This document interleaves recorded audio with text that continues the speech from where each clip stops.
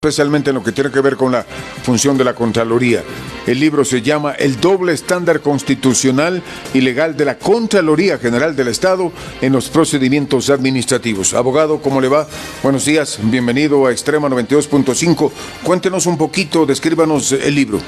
Bienvenido, buenos días. Buenos días a todos los radioescuchas, Osvaldo, ingeniera Patricia. Muy buenos días. Y a toda la ciudadanía en general que escucha este prestigioso programa y también a la radio.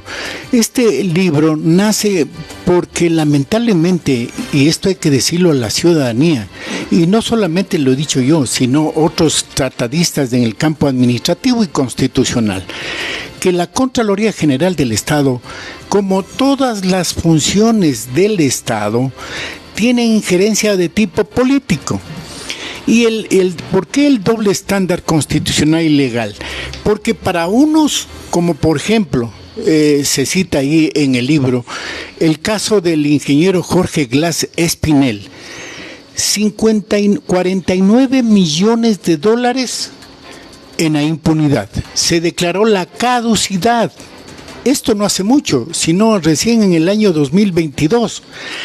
Pero para otras personas, por ejemplo, como un presidente de la Junta Parroquial de Turi, con su secretaria y tesorera, por $400 fueron 4 años a la cárcel.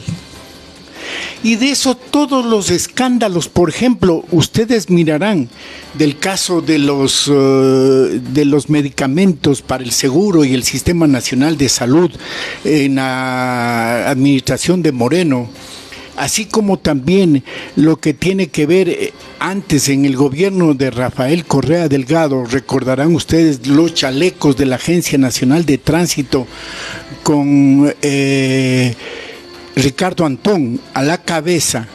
Compró casi como 800 mil chalecos en 13 millones de dólares y apenas habían 150,000 motos en el Ecuador. Esto se hizo una determinación de responsabilidad penal. A la postre quedó en la impunidad. Recordarán ustedes. Son irregularidades que no tienen sentencia hasta el momento, no se han dado los juicios respectivos. Pero, ¿qué rol cumple la Contraloría ahí? La Contraloría General del Estado es determinante. Bueno, ahora no, a partir del año 2022. Antes se exigía una condición sine qua non para que, previo informe de la Contraloría General del Estado, luego de los informes de los exámenes generales a las diferentes instituciones públicas del Ecuador, determinen si hay o no responsabilidad penal. Ahora ya no se necesita, sino por iniciativa de la propia Fiscalía puede seguir la acción penal en contra de los que roban los fondos públicos. Pero en este caso, la Contraloría lamentablemente nunca sustenta cuando tiene que ver con los funcionarios de cuello blanco. Nunca sustenta. Y de lo que determina o sacan los informes con responsabilidad penal, el 95% de las denuncias en la Fiscalía quedan en nada. Sí, ahora, absolutamente. Y doctor, esto de la presentación del borrador de la Contraloría que llega a las manos del afectado y le da chance y oportunidad para que pueda darle de baja después con argumentos incluso que no son tan legales. Esto del borrador, ¿por qué entregan un borrador primero? A ver, dentro del debido proceso y que determina también la Constitución de la República, el artículo 76, numeral 4, literales A, B, C, todo ciudadano tenemos el derecho al debido proceso. ¿Qué es lo que pasa? Muchas ocasiones, casi el 80%, Osvaldo, el 80% de los informes declaran la caducidad. ¿Por qué? Desde el inicio de la orden de trabajo que le da el jefe al equipo de auditoría hasta aprobar ese informe o ese borrador, tiene 180 días la Contraloría. Y resulta que muchas de las veces, como el caso de Jorge Glass que enuncié anteriormente, pasaron 3 meses más, o sea que se fueron prácticamente a los 9 meses.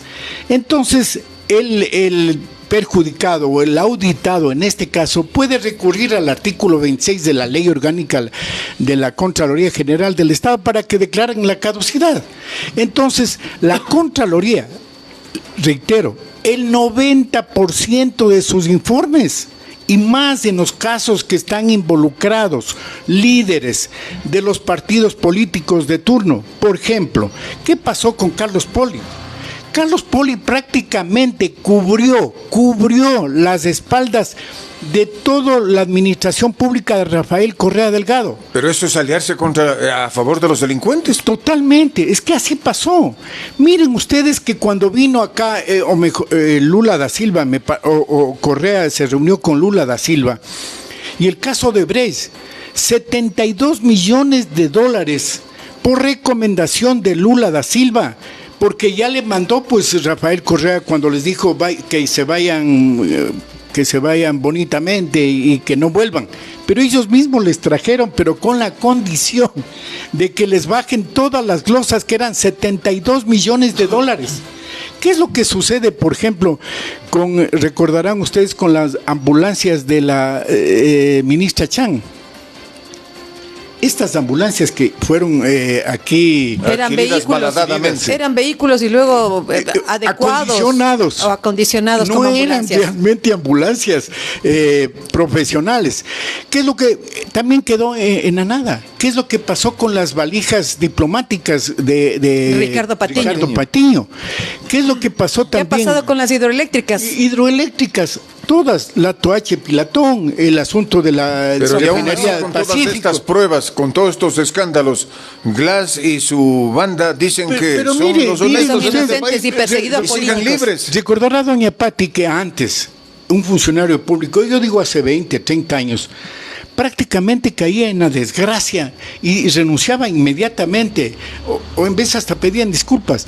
Pero a raíz del gobierno de la Revolución Ciudadana, prácticamente quedó todo en impunidad. Y usted ve lo que pasó. Vea, Alexis Mera, preso. Todo tranquilo, no pasa absolutamente nada. María de los Ángeles Jorge Duarte. Glass, María de los Ángeles Duarte. Los hermanos Alvarado. Todos, ¿qué es lo que están buscando hoy? Rafael Correa, tiene su partido político exclusivamente para dejar en impunidad absolutamente todo. A él no le interesa el país. Pero ¿no será que cambie la realidad cuando tenemos un contralor que ha sido un funcionario de carrera? Bueno, este funcionario ojalá y no tenga todo el respaldo, digamos, entre comillas, de las fuerzas políticas. Yo veo, por ejemplo, usted veo que cuestionaron y le están queriendo llamar a juicio a él. ¿Pero quiénes? La Revolución Ciudadana, porque ellos querían que sea Juan Falconi Puig, que sea el nuevo Contralor General del Estado. Entonces, ¿qué es lo que nosotros evidenciamos en el libro? Este doble juego de la Contraloría, y no de la Contraloría, sino de la Fiscalía y de los jueces.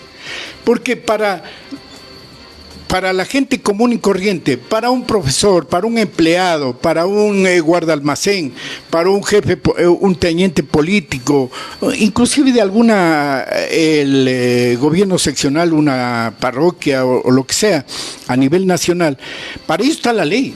Para ellos, la Contraloría, actuamos de acuerdo con la ley. Pero para los grandes saqueos nacionales, lamentablemente, ahí la justicia y fundamentalmente la Contraloría no va, entre comillas, hasta las últimas consecuencias, como suele decir, y solía decir que Carlos Poli recibió de parte de Alexis Mera, por orden de Rafael Correa, una orden para que no saque responsabilidades penales en toda la administración del gobierno de Rafael Correa. Posteriormente,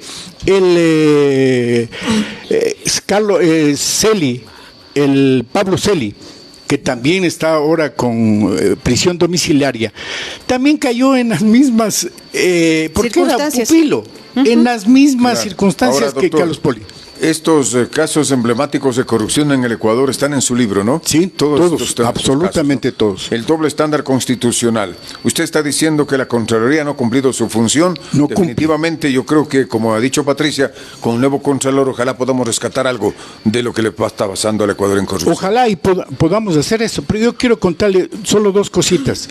Hoy, aquí en Tungurahua, yo defendí a unos ex concejales porque ellos no hicieron de aprobar una tarifa para el Camán municipal, tenían que pagar $110,000, $110,000, y le dieron 3 días. Nosotros asumimos la defensa y no pagaron absolutamente nada porque estaba mal hecho. Últimamente, a este GLAS, por el artículo 26, prácticamente le perdonan 49 millones. Yo asumo la defensa de unos médicos de aquí del distrito 3 de Totoras. Por $1,200 de multa, le multan porque han llenado mal un formulario de las personas con discapacidad. $1,200. Ahí sí le aplican la ley y quieren aplicarle la ley, pero totalmente confundiendo lo que dice la Constitución de la República y la Contraloría General del Estado. Eso es parte de la corrupción institucional, ¿no? Es que esa es la corrupción. Ellos mismos fomentan. Vea, yo le voy a decir una cosa. En Acosta, ahí no pueden jugar la Contraloría General del Estado. ¿Por qué? Porque los prefectos o alcaldes, para conversar, cuando conversan y dicen vamos a comenzar este examen especial en el municipio de cualquier parte de la costa, la mayoría de las veces sacan un revólver y van a conversar. Ponen en la mesa. Ponen en la mesa. Ahora sí conversemos. Ahora sí conversemos. Entonces, ¿de qué se trata esto? Así es. Qué miedo. Eso amenaza, ¿no? Y con Qué eso, miedo. ¿qué tiene que hacer el auditor o los auditores? Absolutamente nada. Pero en cambio aquí en el centro de la ciudad, mejor dicho, en el centro del país, lamentablemente quieren aparecer como grandes auditores, pero porque van... Son fuertes con los débiles, ¿no? Totalmente, y además porque van ya predispuestos a hacerle daño a ese funcionario o a esa persona que no tiene poder político, no tiene poder económico ni poder social. Por eso tienen miedo a actuar, ¿no? Por eso tienen hay funcionarios que tienen miedo a actuar y tomar Totalmente. decisiones. Mire, yo le voy a decir una cosa. Hoy la alcaldesa no tiene toda la decisión para poder contratar. ¿Qué obra pública ha contratado últimamente la alcaldesa? ¿Saben por qué? Hay muchas trabas, muchos problemas. Sí, y aparte tiene miedo a la Contraloría General del Estado. Pero es que esta Contraloría General del Estado no tiene que actuar así como esos ex pesquisas de la Oficina de Investigación Criminal del Ecuador de hace 30, 40 años que llegan y quieren sorprender y amenazar a los funcionarios que son auditados. Lamentablemente, por eso Muchas gracias, actúan doctor. de esa manera. Finalmente, ¿cómo ha sido la acogida del libro, doctor? Bueno, en Quito y Guayaquil, muy buena la acogida, más que nada a toda. Esto es para los abogados que están en libre ejercicio, para los funcionarios públicos que tienen como una jurisprudencia, tanto de la Contraloría, jurisprudencia de la Corte Constitucional, jurisprudencia reflexiones, de los tribunales. También hay doctrina, hay jurisprudencia que le decía de todos los estamentos, tanto constitucionales como de la justicia ordinaria en el campo administrativo, que le sirve de guía, inclusive para no ser sorprendidos por auditores de la Contraloría General del Estado que lamentablemente han actuado. Eso le digo enfáticamente. Yo podría, y es más, he confrontado con auditores dentro del campo administrativo y también en el campo judicial. Muchas gracias al doctor Marco Antonio Armas Cabezas. Nos ha reseñado su libro, El doble estándar constitucional y legal de la Contraloría General del Estado en los procedimientos administrativos. Buena acogida del libro. Aquí están los más emblemáticos casos de corrupción del Ecuador, los procedimientos, cómo ha actuado la Contraloría, cómo debería actuar la Contraloría, el rol de los funcionarios, que sí hay honestos, pero da la impresión que hay más malos que buenos, así que habrá que rescatar este tema. Muchas gracias, doctor. Muchas gracias, Que le vaya bien. muchas gracias, doña Patricia.